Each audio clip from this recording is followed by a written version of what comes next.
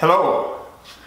I built this box joint jig this week and I wanted to show you what it was about. I didn't do a build video with it, I just wanted to get it done. It consists of two basic pieces here. This is the carriage and that rides over this piece here. The base is a pretty simple structure. I've got some 1/2-inch plywood as the base. I got a piece of 3/4 inch maple. I think that's 4.5 inches tall. I've got a piece of pine on the front. And then I built a little box in this area here just to kind of protect my fingers from the blade. On most box joint jigs like this that I've seen, they have these loose pieces of stock, and they can really be any width just as long as each one of them is the same width.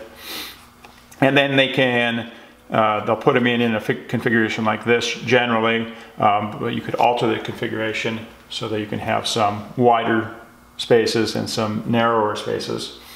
What I decided to do to make it easy on myself was just to glue up these pieces.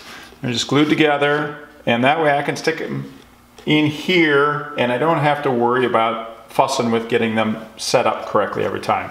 It's already good, set to go. If I ever want to make variable spaced joints, then I would just cut more of these and then I can make my own. To get this locked in here, I put some wood in here as spacers. And then I have a shim that I've cut off. It's the thicker part, and I put that in so the fat end is away from me. That way I can take another shim and I just slide that in, and I've got this set just right so that I put that in, and now this is locked in here. This isn't going to go anywhere. The carriage rides over this board, and I have a pin in here. This is a 9/64 drill bit. My kerf on my saw is a little bit more than 1/8 of an inch. So I put a 9/64 drill bit in, and I marked where that was, and that simply goes in this first space.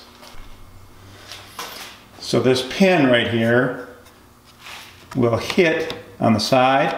It can only travel in that space. When I make my cuts, I first start on one side, make a cut, then I slide it over, make my other cut, and the way I have this built, I actually have to go back through and I have to put it somewhere in the middle and then make a third cut, because otherwise I have some wood left over in the middle of that cut. When I'm done with that, I simply lift this over, put it in this gap, and do the same thing. One cut, another cut, and then a third cut somewhere in the middle. It doesn't have to be exact. This is really the most critical piece of this jig. This has to be exactly the width of your drill bit, or I would say slightly smaller, just very slightly smaller, because then you get a nice loose joint, but not too loose, but it gives you room for the glue joints.